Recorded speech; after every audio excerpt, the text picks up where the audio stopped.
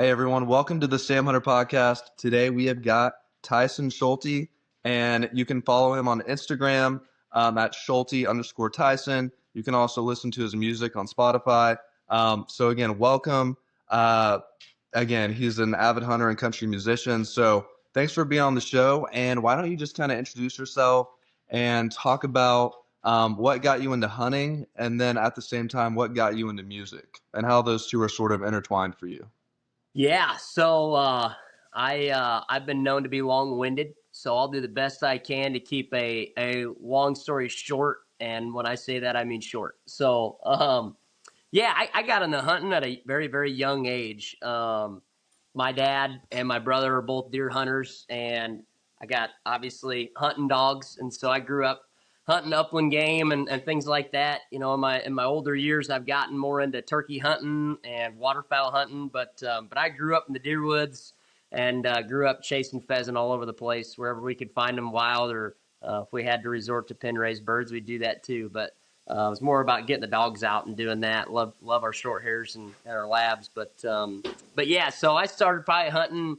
I don't know, about the time my dad would let me carry a BB gun, and so I don't even Right. remember how old I was when I was first able to go on hunting trips. But I guess my most first fond memory that I can really remember from getting into hunting was my dad took me deer hunting. I was 8 years old. And that first shotgun season, my brother had shot a 12 point that scored like 169. And Oh, then, man. hi, Asher. Asher wants to be the center of attention. Oh, that's awesome. And then the next season, my dad took me with. I couldn't go out first season. It was the rules because I was in school and super young. And so I went with him next season, and he shot a 14 point with 3 drop tines that scored like 150 or something like that, Wow. old deer. And so I told myself from that day forward that I wasn't going to shoot a buck until it was something that could, match what they had. And it took me a while, but this deer right here behind me was that deer. And so That's awesome. That's good. that was kind of my introduction to deer hunting. But the music side, the music was something I discovered way after that. Probably only been really doing the music thing in a way that I'm on podcasts and people want to go follow me and listen to my stuff for a few years. But it all started with some karaoke contests the Illinois State Fair put on. And, I'd sang karaoke before that, and people had told me, hey, you got a good voice. But I won a contest 2 years in a row and got to open up for Craig Morgan and Toby Keith and Brooks and Dunn. And Oh, wow. I remember that second year, I was like, man, maybe I can do something with this. And so I went to social media and I started pushing, the fact that I sing songs and have some of my own. And here we are about 3.5-ish years later. And yeah, still chasing this dream. And I guess how they kind of mesh together is, don't forget where you come from, and stay true to your roots. And I genuinely try to, create music that I can genuinely relate to. And so I write a lot of music around growing up in the ag industry and being a livestock kid and, running our own small hobby farm ourselves. And then also, what it's like to, grow up in the woods and, find your peace in the timber. So, or wherever that be, in a watering hole or out with the dogs, and so I guess that's kind of where I've tried to keep my roots a part of my passion that drives the music. Yeah, that's amazing. That's really cool and pretty neat that it started from karaoke, to what it is now, and opening up for some of the bands and artists that you've opened up for, and just getting your start that way is really, really cool. Um, I also saw recently at NWTF, you got to go there and perform a little bit. What was that like, just being at, a cool show where obviously there's hunting stuff everywhere, cool stuff to get into, and being in that environment, but also getting to do your other passion and seeing you perform? Yeah, the NWTF in Nashville, the national convention, is something we go to every year anyways, and so it was kind of a bucket list deal, seeing everybody perform down there, whether it be for somebody's booth or through the actual NWTF organization. And so I played a lot of local chapter banquets and stuff here in Illinois and made some friends, and some of those friends have connections down there. And moral of the story is they got me in to come down there and play in an open slot at the watering hole. And it was very surreal. I got to say, I've I had the opportunity to play in front of a lot of big crowds, and not to say it wasn't a big crowd, there was 50, 60 people just sitting there hanging out, but it was very nerve wracking because those are one of the places that I was like genuinely always wanted to play, when I got into this music thing. And so it was kind of fun to see it all come full circle, places you've always spent a lot of time at anyways, now you get to play at, and so it's kind of neat. For sure. Yeah, that's amazing. And if you would, I know we'd love to hear a song on here. One that, and of course you can play whatever song you want. I will say I can't remember how I first heard it. It was probably an Instagram post and some kind of hunting post that had one of your songs in it. Something along those lines is what I can remember. But I remember a song called Black Gold is the first one I heard. And it Yeah. got my attention, like, okay, that's pretty good. And then I started like looking into your hunting stuff. Like, oh, cool, this guy hunts and also does the music thing. So, love that song. But obviously, any song you want to play, just to give people a kind of a feel for the type of music you do. Yeah, I can play Black Gold. You want to do that right now? Yeah, for sure. Yeah. Okay. And All then right. while you're getting into it, if you just want to say what kind of inspired that song and what it's about, I know you kind of already mentioned the type of stuff you write about, so it kind of feeds into that a little bit. Yeah, so Black Gold, I reference some people in there, right? And so I talk about, which you'll hear it, not going to give it all away, but, Tyler farms with John Deere, Josh swears by the Red Gear, Brock's more to feed lots. And then Dayton and I, grew up showing stock. Those are all genuine friends of mine, like real people. And That's cool. so I remember listening to a song called Black Gold about oil. And I grew up in northern Illinois over kind of the Quad Cities area. For those that tune in, know where that's at, from that general neck of the woods. And if you know where that area of the world is, you know really well that there's a lot of dark black dirt up there. And if you own any of that stuff, you're sitting on a gold mine. And so we always called it black gold. Black dirt, That's black cool. Yeah, gold. that's And awesome. so it's like, man, nobody wrote a song called Black Gold about black dirt. They just refer it to oil, And Right. so I tried to come up with like a catchy riff, and started putting some words to it. And next thing you know, we got Black Gold. And so, yeah, based off of real life events, it's just about me and my buddies trying to get rich off the stuff. You know what I mean? So, That's awesome. without further ado, I'll let her rip. You want me to play the All whole right. thing? For sure. Yeah, that sounds great. Okay. Tyler farms with John Deere. Josh swears by the Red Gear, but the four blue and gold. Rocks more in the feedlots. Spends his mornings feeding stock, calving in spring and the fall. It's me and my damn good buddies, born and raised out in the country, trying to make a living on our own. Just raised on a crop farm, others in the stockyard, trying to get rich off a black gold.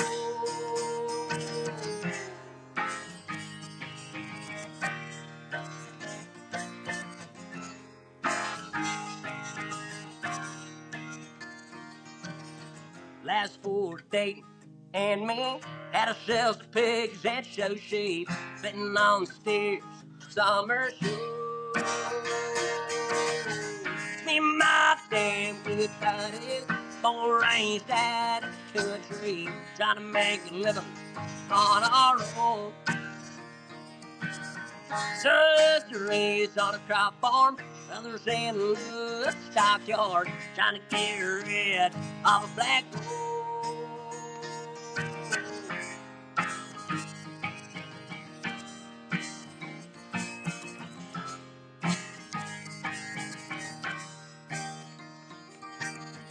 Someday I'll pass on, leave a farm and a passion for sons and daughters to carry on.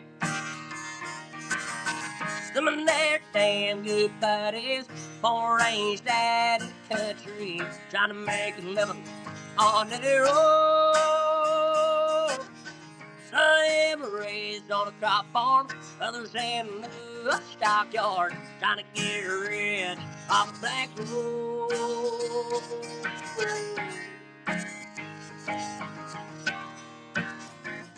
A black gold.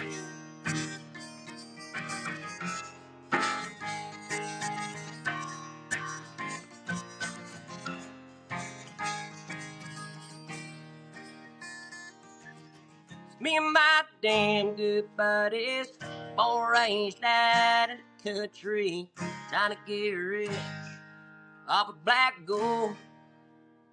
Man, that's amazing. That's an awesome song right there. It's like it's super catchy. Like the first time I heard it, I was like, man, this is a good song. And then you also have that rasp to go with it.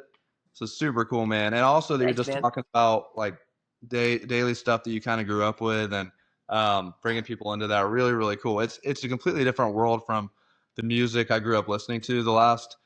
I guess the last decade, I've been really into country music. Growing like as a teenager, I was just hardcore like the Warped Tour band type stuff. Yeah. Uh, Actually, before I ever got into hunting, I toured in a rock band, and um, Really? yeah, my cousin's a producer, but he produces like those type of bands. Like he did Cartel, Mayday Parade, and bands like that. Oh, that's awesome.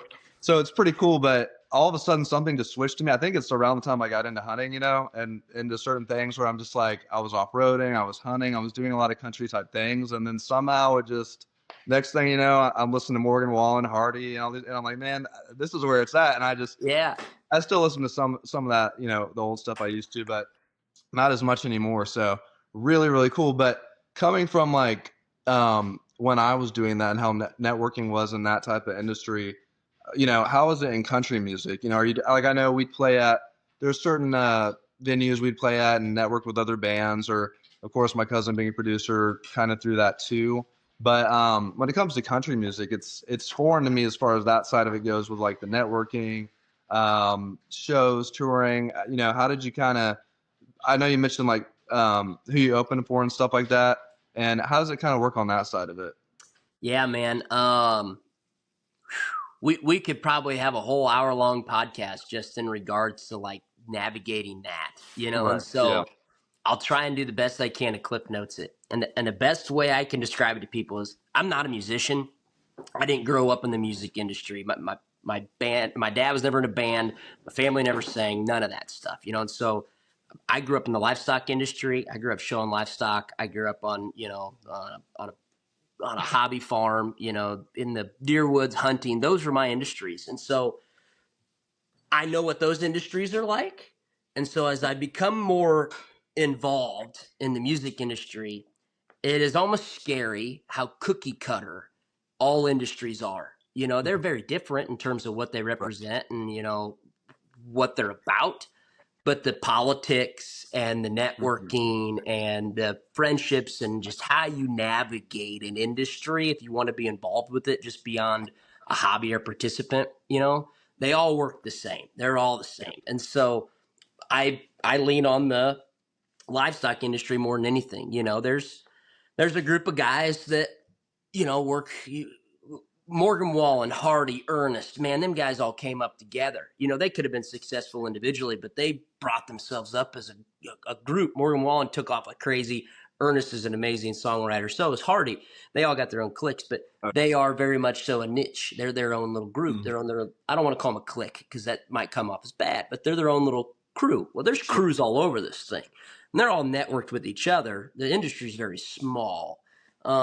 And so as far as just getting to know people in it, it's not too terribly difficult. It's just get in it, man. You want to be involved, get in. You want to be in the hunting industry, start a podcast and go to the events, and network. You want to be in the music industry, start playing some shows, put yourself on social media, go to some music events, go to some other people's shows, start to shake hands, have conversations. And so my ability to talk and just kind of be social is what's helped me a lot through it. But I'll tell you what, I've gotten to a point in this now where yeah, it's tough. It's challenging because I don't live in the industry. I don't work in the industry. I still have a full-time job and I don't live in Nashville. And there are some limitations that I've met just because I'm not totally embedded in that world, And so, yeah, that's kind of all of it in a Yeah, nutshell. Just take what you know and pretty much reapplicate. They're pretty much all the same. for sure. I think one of the things you got going for you too, like you mentioned, thinking about the stuff you grew up with, people hear it and immediately you get that sense of, okay, that's authentic. Like he knows what it's not just words. You're just trying to fit a formula or something. You're Yeah. thinking about life experiences and stuff you grew up with. So you can tell that pretty quick. So I think that's definitely something you got going for you. And Thanks. since it's kind of merging back into, we're kind of going back and forth between the hunting and the music here, but going into, since it's the tail end of turkey season here for a lot of states, I've been out a lot this season, really trying to get my kids on a bird, and Yeah. it's been challenging. But hasn't come together yet, and we're getting right to the end of it here, so we'll see what happens. But it's been fun. There's those moments where maybe I push a little too hard, and I'm like, if it doesn't happen in that early part, I've had them sit way longer than I probably should have, Yeah. And they're by at a certain point, man, getting to the afternoon when it's getting hot, and they're kids, and they're like, "Can we go home?" And Yeah. then they get excited about it, but once the gobbling's over, if nothing's come through, and I'm just like, let's just wait this out, hoping I Yep. come back or something. It gets a little tough. But Yep. for you, how's your turkey season been? Wherever you primarily hunted, maybe a walkthrough of like one of your best hunts from this season so far. Yeah. So honestly, I've only been hunting. Well, back up. Personally, for myself, I only went hunting for like 40 minutes because Oh it wow. was that fast. It was that fast. I've never had a turkey season go that quick. Um, we just been so busy. Usually we go hunt Kansas and we hunt Illinois. We do both. We didn't make it to Kansas this year. Not that we probably couldn't, but we're getting married this fall and Oh, got all awesome. this music Congrats. stuff coming up. Thanks, man. Yeah, and the agenda this year looks a little different, and so no, it was an awesome hunt. It was a lot of firsts for me, though. It only was 40 minutes long. It's the quickest turkey hunt I've ever been on in my life. But there was like 10, 12 gobblers going nuts in the timber. And here in Illinois, if anybody's from Illinois, then they're all sitting there going, "What? You're crazy." To have that many birds in one spot and one roost in Illinois is not that common. Like, it's just not. There's a lot of birds, but they're not usually that grouped up, And Right. so it was nuts to hear that many birds. And so sit there for 40 minutes, three toms come out. I've never had three toms come out at the same time. I mean, never, ever. And so, Wow. and I got one with a 410, never shot one with a 410 before either. And so there's a lot of firsts for me. But I'd be lying to you there if I told you I was sitting there and I was like, I'm feel blessed. But man, I wish it was harder. Like I wish there was more of a challenge to it. Like Right. I've been where you're at, getting to the end of the season and haven't got anything done yet, and you're feeling pressured. But I almost would rather have a season like that than it be done in 40 minutes, And so I actually reached out to the neighbor kid and knew he had a tag, and I said, "You want to tag along?" And so we went out, and it took 2 hours that morning, but we had three toms Okay. come out again, Oh wow. and so he got one at like 10 yards. But we're actually gearing up. Sydney's still got a tag, so I'm living the Okay. rest of this season out, not through my own personal tags, but other people's hunts. So Awesome. my fiance, we're gonna go out in the morning and through the weekend and see if we can't get her one, but.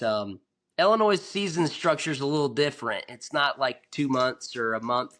You Mm. get like weeks, and so Okay. it is.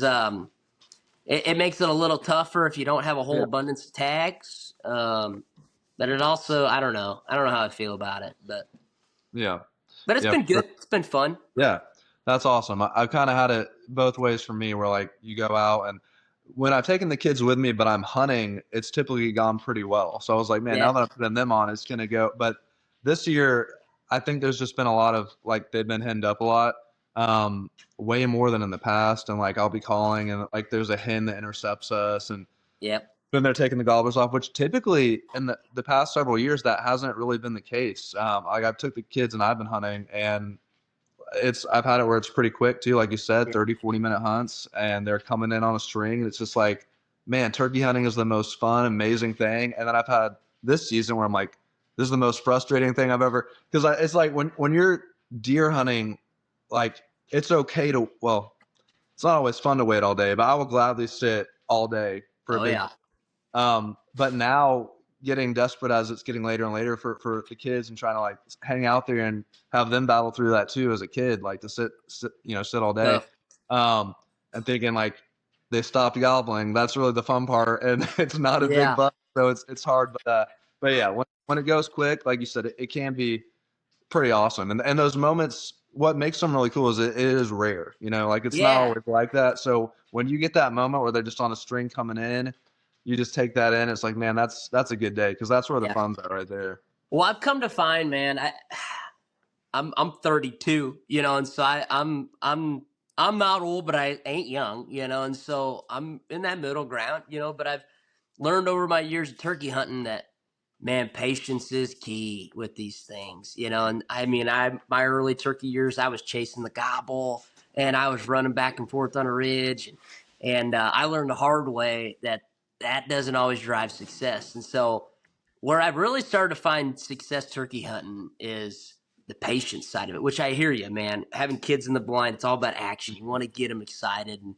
Right. that's a whole nother challenge in itself. I look forward to someday, um, but I've just learned in recent years just patience, but also kind of knowing how to work the bird. And so you ask Right. about like my favorite hunt last year in Kansas, hunting with my fiance and actually the day after we got engaged and a buddy of ours, and there's a bird way off gobbling off the roost. And finally we look out through the binos and we're like looking over way off in this open field, and I was like, is that a crow or is that turkey? And pull up the binos, I look and I could just see this head moving, and I was like, that's that turkey. And it, like, the gobble, you'd see him gobble, and a couple seconds later you hear it. That thing was way off. And Mhm. so, I mean, I freaking called at him super hard with a box call, and that turkey sprinted to about 250, 300 yards away. And he stood there and he just strutted for 30, 40 minutes. And then he got quiet, and I got quiet. I didn't talk to him. I was trying to make him close the gap. But I had the what luxury of being able to see him, and so I was just watching the whole time. And finally, he just quit strutting and started walking back the way he came from. And I was like, man, this thing ain't gonna freaking close the gap. And Mhm. so I got on that call again, and I ripped at him, and he fluffed back up, and he came on a dead sprint about another 200 yards, got to 50 yards. He finally saw the decoys, came in. The rest is history. But that bird came in from 800 yards, and it took him about an hour to do it. But I Right. learned so much from that bird, that patience and just kind of knowing how to work the bird and what they're telling you through being vocal or not vocal, And so I've come to love turkey hunting because I've found similar challenges that you have with deer hunting in Right. turkey hunting if you just For take the sure. time to understand it. And so it's Yeah. become more enjoyable for me recently. Yeah. That's amazing. And actually, that reminds me, like this last time we went, this season, a few of the ones we've been hearing, they're way off to the right, which to kind of paint a picture of our farm, it's a smaller farm. It's like 40 acres, and because of that, there's not a lot of like run and gun action you can do. And there's one or two hot spots on the farm where just over the years of deer hunting, I started to see before I even turkey hunted. Oh, there's a lot of turkeys that cross through here. So Yeah. that's once I start turkey hunting, that's like where I'm setting up. Where they're gobbling from on the neighbors, there's a bunch of pastures. They've got cows. It's kind of up on a hill to the right, like super far. I'm not sure how many yards it would be. There's been times where we can barely hear them, but Mm-hmm. they're fired up going crazy. And then when I have gone at those ones, there's other ones we've gotten to respond to us, but those ones never respond to me on the box call. So this last time when my kids were finally done, and I mean, we've been there super long time. It was probably like we went, got set up at dark, and then at first light, we're ready to go. And then we probably left at 1 p.m. or something, 2 p.m. We get up, and the kids are like, just dead at that point. But we Yeah. go completely to the farthest right side of our property we can get, and they're ready to go. So I'm not really trying to extend the hunt, but I do want to see what's up. So we go way over there to the end of our property. I hit the box call, and they're super loud. Like they're there. So I'm like, okay, Really? here's where they were. Complete opposite side of our property, but on the neighbors. And I just want to get an idea. So I hit it again. Bam, they're right on it. I'm like, man, if we did stay here another hour, we might have a turkey. Might have a But chance. by that point, I know they're so done at that point. So I do it one more time, 3 times in a row. Bam, just I'm like, oh man. So in the future, I may take them back and set up near that area. But Yep. the only thing is that's right where the fence comes around, and you never know. They could go over it, they could go around it, but sometimes they get hung up with that situation. So Yep.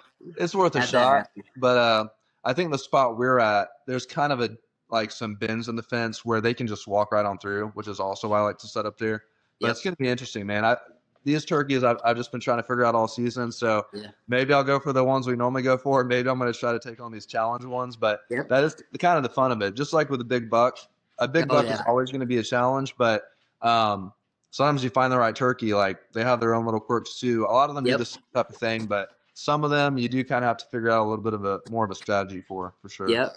Yeah, my favorite hunts too, like the neighbor kid I took the other day, we were sitting there and they were talking like crazy, super vocal. And a bunch of birds going off and I remember hearing a group of birds going down the edge of this ridge, and I told them, I said, either them birds are going to walk around the edge of this little grass patch on the other end of this ridge and end up right in our laps, or they're going to come back down the ridge and then back down to that draw. But I heard them right off the roost going that way, and I didn't hear them again. And then all of a sudden, we're just sitting there, and I call like every 10 minutes, just every 10 minutes, let them know I'm there. If they get off their first hen, they might come find me. And it's worked for me many times before. And we're sitting there talking, and next thing I know, I just hear bow, bow, bow. And I was like, holy smokes. And I was like, them things are right there. I can't see them. They're Right. so much forage. I was like, I can't see them. And I Mhm. was like, dude, there's birds coming. They're like right here. They're doing what I thought they're going to do. And I was like, I don't know if they're Jakes or Toms. I was like, but three birds together. I was like, they're probably Jakes, but those sound like good gobbles. And all of a sudden, I'm sitting there listening, and I hear, Mm-hmm. and I asked that kid, I go, you hear that? And he goes, yeah. Do Jakes drum like that? And I said, no. So I was like, they're Toms. I just can't see them. And about that time, a hen comes out. She busts us, but I could still hear the drum. Yep. And I was like, they didn't bust. They're still coming. And I had just a hen decoy out, not a Jake. Oh yeah. I could explain that another day if you want to know, but I just put a hen decoy out and off a ways from me a little bit down the tree line, and here come the three Toms right out, walk right in front of us, bam, so it was, then things didn't talk a minute after they got off the roost, but just out of nowhere, when they were in our laps, bam, a couple hours later, they all hammered at the same time. So yeah, but turkeys are fun. They're just Oh yeah. none of them are the same, but they're super killable if you give them Right. you give them the respect they deserve. But it's yeah, they're fun. For sure. Yeah, and I love hearing them drum, just like what you were talking about, man. Yeah. If anything will get your heart going, besides Oh the yeah. initial gobble, man, when they're drumming right, like 10 yards from me, five. I mean, I've had them. The closest I think I've ever had one drumming, but this time was in a blind, and so it was in a spot where I couldn't shoot yet. But it was about 5 yards, and I was just Yeah. praying the thing was going to come around the front, which it did. But there's something about that, man. When they're doing Yep. that right next to you, it's pretty adrenalating right there. But Yep. kind of switching over to deer season because I saw Yeah. a post you had made with you and your fiance that you mentioned, Sydney, and you guys did something incredible. Yeah. One, you each killed a monster buck, but two, I thought it was unbelievable and just so awesome that you killed it. I believe y'all said 15 minutes apart from each other. So if you just do a walkthrough of that and kind of dive into the history that you guys had with these bucks, because that's something special. I Yep. love whitetail is my most like that's what I'm most passionate about. But when you have history, there's a few that I've like one going on this season will be 5 seasons now. So there's just something about that when you build that history. Yep. So if you want to dive into like the history you Yeah. guys had and the story of that hunt. Yeah. Yeah, the crazy part, I think it was exactly like Sydney did the math one day. It was like 12 minutes apart. And we were sitting in the same blind, same gun, same everything. And so we were Now, hunting I hate to together. interrupt you this early into it, but are these bucks behind you right now, or are they in a No, different? they're not mounted. I'll have her grab them. They're Oh, okay. we have the racks here, but Oh, they're in awesome. the, Okay. I'll show them to you in a second. They're in the other room, but no, these bucks behind us. This is a weird Kansas deer. He was old as bejesus. This is a deer we chased for some years. He ended up, he was dead 20 yards behind our stand. Took us 2 years to find him. He's in a goalie. I think a tree crushed him, but he scores right Man, at 200. This is my first buck, and this is Sydney's first buck. So that's awesome. that's kind of what's going on behind us. Yeah. But yeah, getting into these deer. So it's, what is it, December 6th? The second shotgun season in Illinois. It's gun season anymore because they allowed straight wall rifles and stuff like that. So I got a 400 Legend, and we're sitting in a 360 blind. It's frigid, freaking cold. It was the coldest it had been all year until we hit that cold snap late January or February, and so it was prime time. It was perfect timing. It was gun season. We had beans out left standing. We got all the cover right on the neighbor's place is pretty much desolate over there. And so the deer like to hang out over there. And they bed there and then come on to us to feed. And so the setting was perfect. And me and Sydney got out there at noon the day before, watched a bunch of deer. A couple young up and comers were feeding in the beans 30 yards, watched them for a little bit and saw a glimpse. I was watching a little 4-point off in the way in this thick stuff. And Sydney's like, "You see that rack behind him?" And I was like, "No." And she goes, there's a buck behind that buck. And I was like, "I don't see him." And finally, I pull my binos and look, and sure enough, I see just a glimpse of the left rack of her deer. And hadn't seen this deer since October. And so it was like, okay, I'm pretty confident that's that deer, but I have not seen this deer for a month and a half. I don't know if it's him or not, but I'm going to guess it is, 75% confident. As always, saw a bunch of does came out, nothing else came out, and we knew this other deer that I ended up shooting was in the area. We knew he was there, and but he didn't come out. And so we left, go to our work thing that night, come back, do the same thing next day. We go sit at noon, dead. Man, there's nothing all day, not a thing. And finally, getting into the short of the night, not too much shooting light left, about the last hour, some little bucks start moving, and the wind is just right for them and almost wrong for us, But you can get away with a little bit more when it's those kind of conditions and you got a blind. If you got a blind where you can close the windows and kind of see yourself in there, you get away with a little bit more. So we were probably pushing it just a little bit in terms of what wind we should have been out there in. But we knew that these deer, if there was a chance they were going to come out, it was going to be in this wind. And long story short, yeah, we're sitting there watching a bachelor group of bucks come across this field, walk right in front of us, and go into this bean field to feed. And I'm watching them, and all of a sudden, Sydney goes, "Tyson, there's a big buck behind us in the beans." I'm like, "What?" She likes to tell us a story because she goes, "You started freaking out. You're freaking out." And I'm like, "Well, yeah, it's all coming together finally." Oh, yeah. And I was like, "God, we've been after these deer for 2 or 3 years, 4 years. We've been on these deer, building history with these things." It's like, and it's finally coming together. We call ourselves deer watchers because they're always 60 to 120 yards away. Everybody likes to give us a hard time. They're like, "Oh, you do all this hunting, you never get anything." It's like, man, I know when I go out there and sit, I'm going to see these deer. I know I am. I'm going to see them in daylight hours. I know where they've been. I know where they're traveling. I know where they're at. I just can't get them close enough, And so that's always been our challenge. And so turn around, I look, it's the buck I saw the day before. We call him Funny Farm. He's an 8-year-old deer. He's the oldest deer on the farm. He's not huge. He lost probably 15 inches over the year and from last year. And I asked Sydney was in the driver's seat. I said, "Sydney, you want to shoot him?"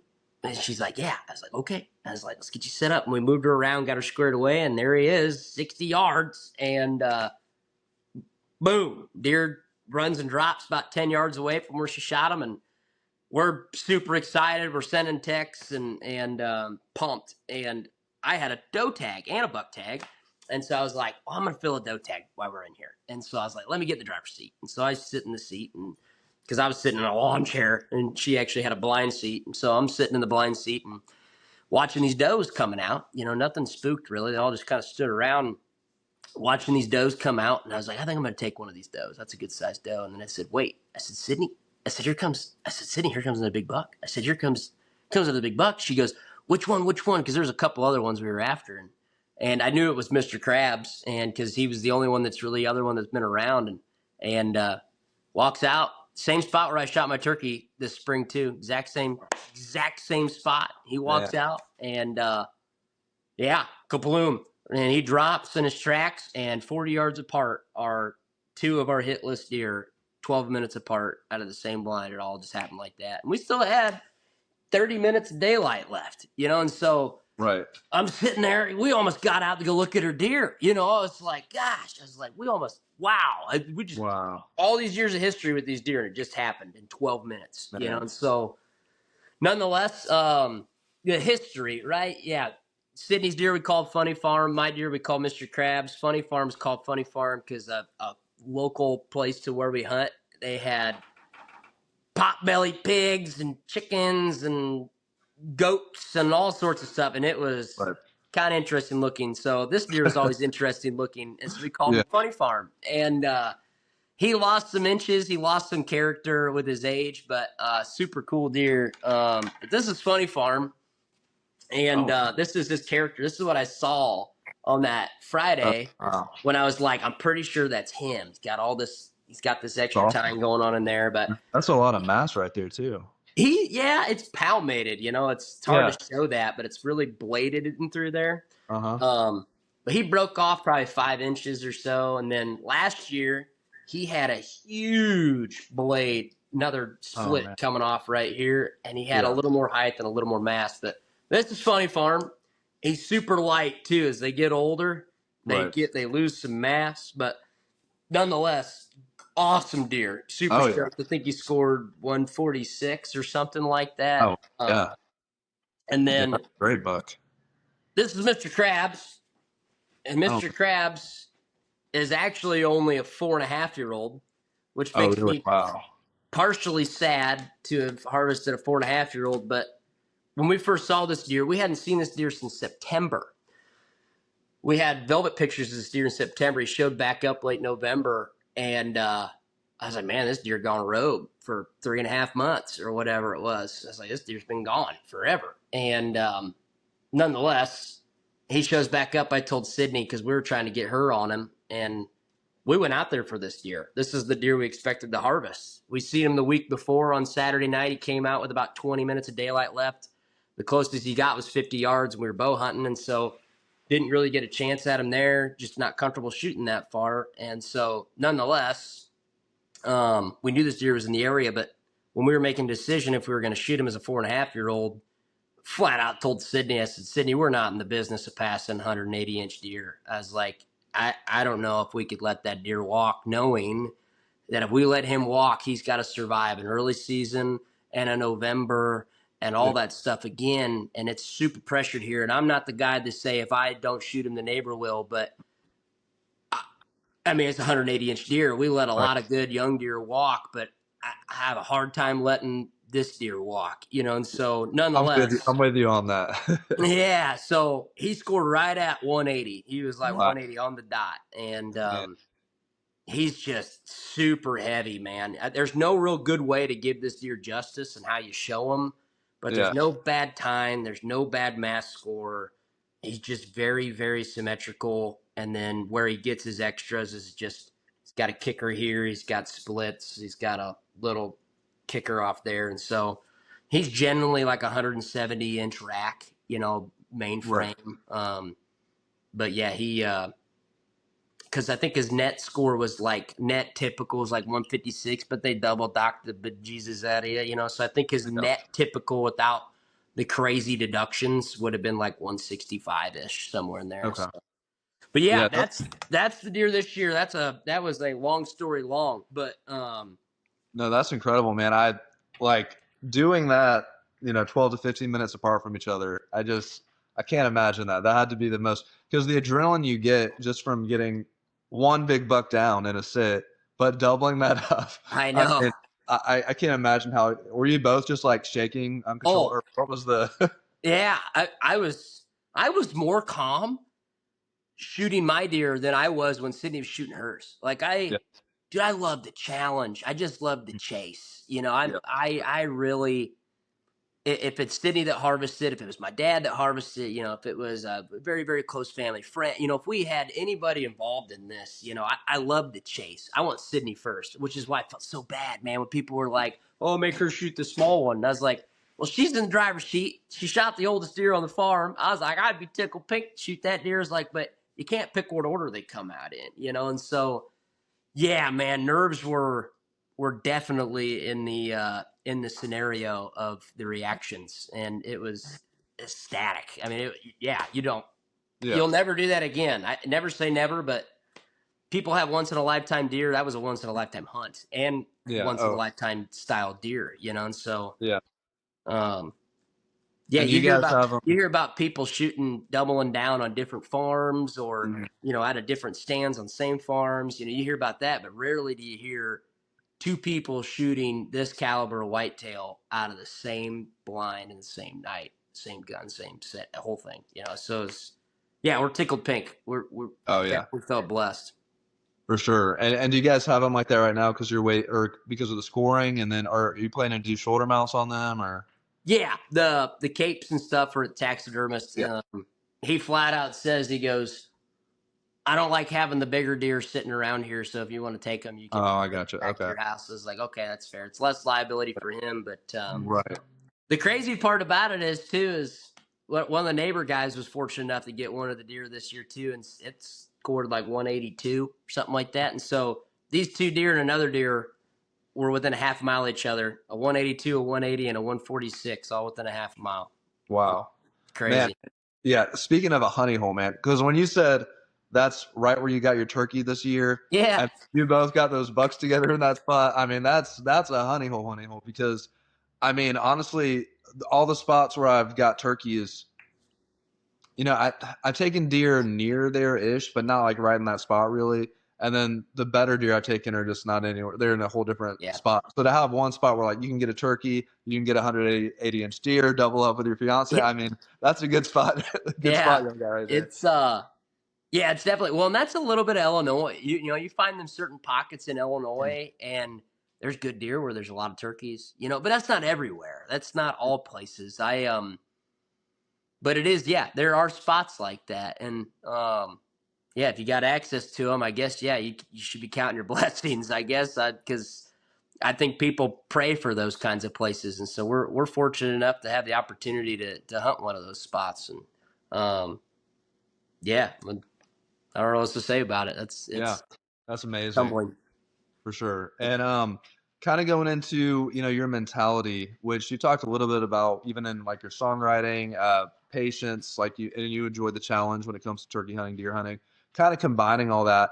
How would you compare your mentality in music and hunting? Because I know for me, it was definitely the same for both. It was just like go, go, go, pedal to the metal, like driven and always almost like one track minded, which Yeah. can be good, but also hurt me a lot in a lot of ways. But for hunting, it's been good so far.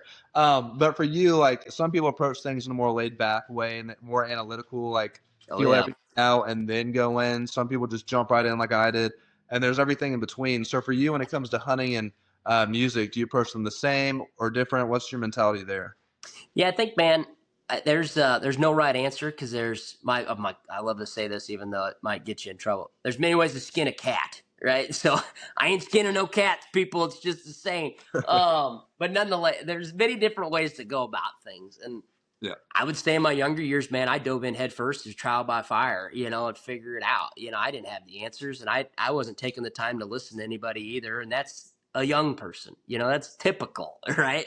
You don't Right. listen to your parents. You know what's best. They don't know what's best. Not that they've lived it before, right? Yeah. So as I've gotten older, I've listened to more podcasts. I've consulted more people that know what they're doing. I've listened to that information and I've comprehended it and I've digested it and then I've interpreted it to my own analysis and my own understanding to what works for our situations. And so, um, Sydney's uncle's pretty known in the hunting industry, and I won't necessarily say his name on here because I won't do that. But he's consults for people, and he's pretty well known, and he's pretty well recognized for being a big buck killer. And I definitely live by a lot that he says, but there is a lot that he promotes that we can't necessarily live by with the scenarios that we have to hunt in. And so that these two deer access was not one of our freedoms, man. We had to walk right in the middle of a wide open field. I had Oh, no wow. way to cover ourselves up, and so getting out was even more challenging. But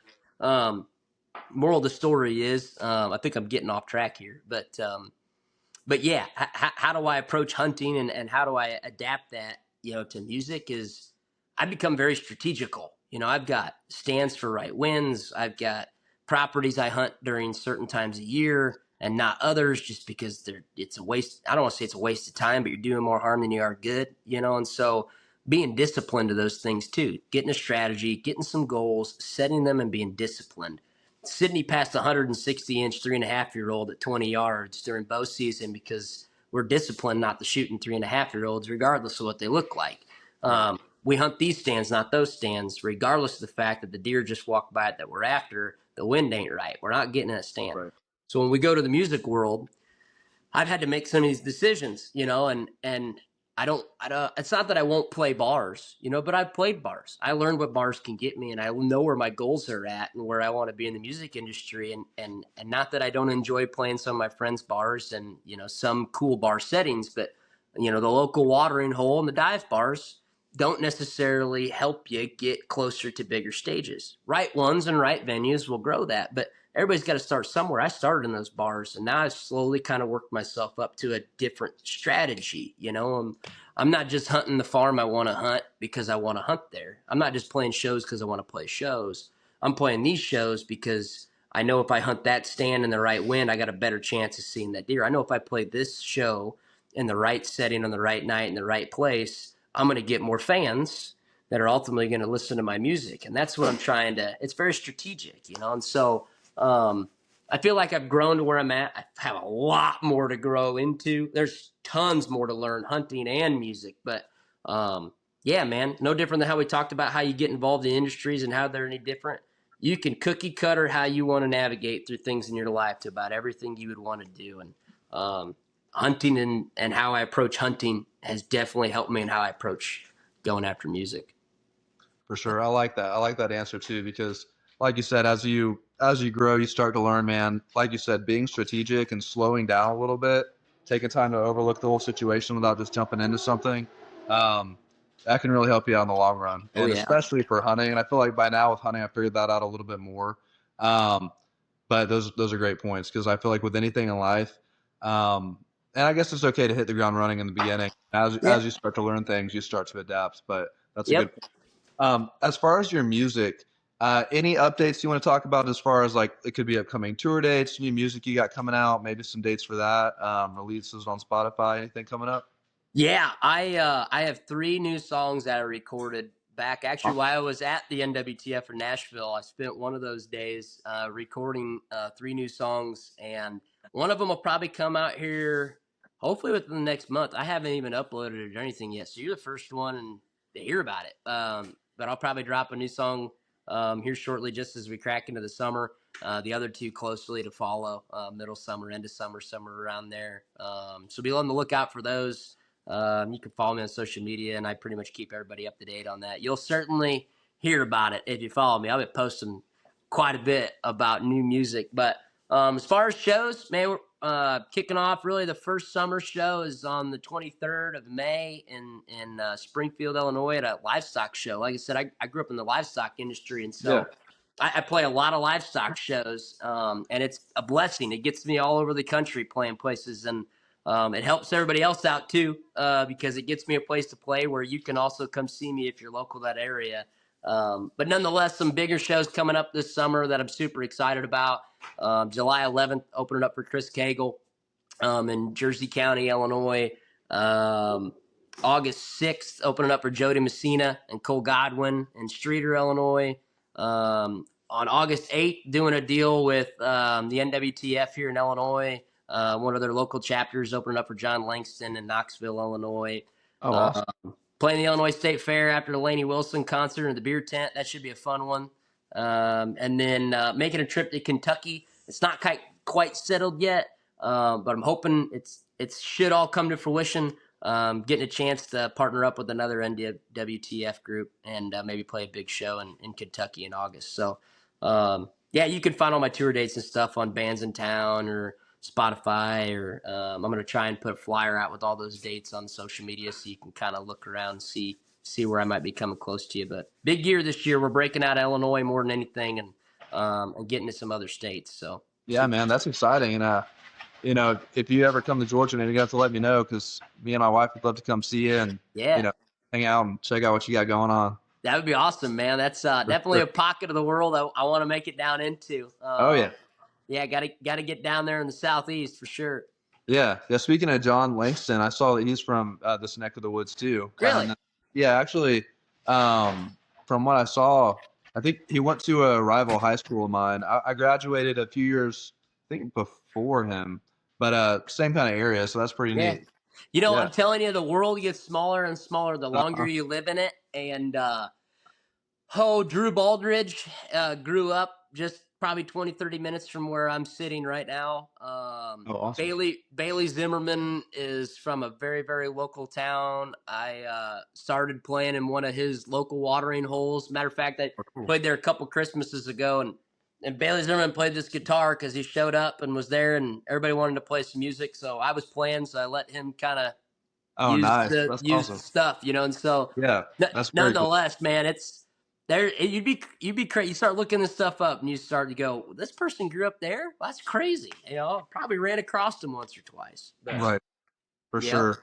Yeah, and Tyson, we appreciate having you on the show. Thanks for being on. We look forward to hearing new music from you, seeing what you yeah, guys got coming up for the rest of. Well, I know your turkey season's kind of over, but at least coming up for deer season, seeing what you got yeah, going on. And if you wouldn't mind, just to close off, if you this time, if you just kind of want to do a teaser of a song, it doesn't have to be a new song. It could be, or it could even be just one of your favorite ones you've already got out on Spotify. But maybe just like a verse and a chorus, sure, and people can just go check out Spotify to hear the rest of it. yeah. What did I do with my guitar pick? It's right in my pocket or something. Oh, it's on the guitar. Yeah, I'll play. The one that's recently going to come out here is probably not appropriate to play on a Spotify that's going to go out all over. It has a certain word in it that's probably seen as derogatory or curse word, I guess. So, out of respect for the podcast, we'll probably avoid that one. But I'll Okay, no play. worries. I'll play the song that whenever I play shows, a lot of people will come up and ask for this one. And it has some history to it. It's the first song I ever wrote that was worth a hoot. It is released. Um, right out of college, I took a job with ADM. They shipped me out to Hutchinson, Kansas, about 10 hours from everything I ever knew. And I didn't have any friends. And so I found myself navigating the local bars and trying to make some friends. So I wrote a song about that. And yeah, it's called New to Town. Awesome. Goes like this.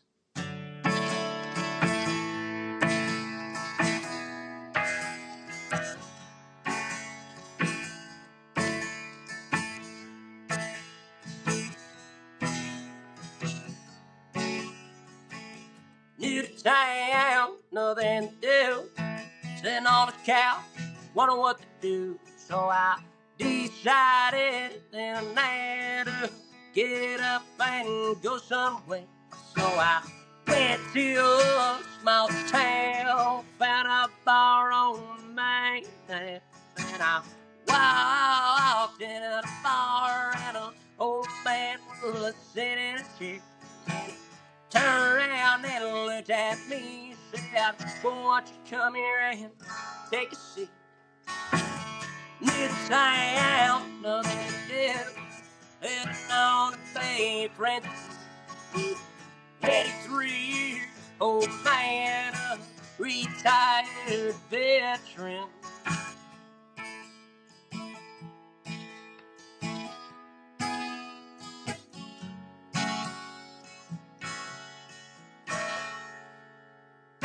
Awesome, man. That's a great song too. So everyone, again, you want to hear the rest of it? Head to Spotify, Tyson Schulte. Check it out. Follow him on Instagram. And once again, man, we appreciate you being on the show. Can't wait to hear your new music when it comes out. And hope you guys have another blessed deer season coming up here. Yeah, thanks, man. Appreciate you having me. Taking the time out of your evening to bring me on and let me jabberbox a little bit about music and hunting and yeah, we look forward to this season and good luck to you as well and hope to track your success and keep up with what you got going. So, thanks again, man. Appreciate it. Absolutely. Thank you.